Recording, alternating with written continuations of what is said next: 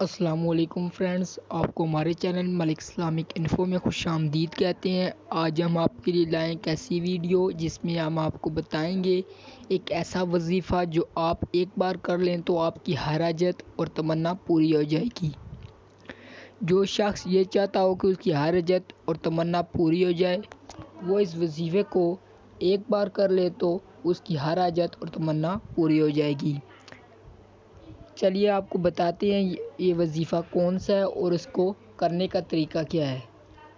جب آپ فرض نماز سے فارغ ہو جائیں اور امام خطبہ مکمل کر لے تو 3 مرتبہ آپ نے درود پاک پڑھنا ہے۔ اس کے بعد 3 مرتبہ یہ آیت پڑھنی ہے۔ حضرت سعید بن طبی رحمۃ اللہ علیہ فرماتے ہیں، مجھے قرآن مجید میں ایک ایسی آیت معلوم ہے جس کو ایک بار پڑھ لیں تو اللہ تعالیٰ اس انسان کو کبھی خالیات نہیں لٹاتا۔ وہ آیت یہ ہے، انشاءاللہ آپ کی ہر حاجت اور تمنا پوری ہو جائے گی اگر آپ یہ وظیفہ ایک بار کر لیں تو۔ اگر ویڈیو آپ کو اچھی لگی ہے تو لائک کریں اور مزید اچھی ویڈیوز دیکھنے کے لیے ہمارے چینل کو سبسکرائب کریں۔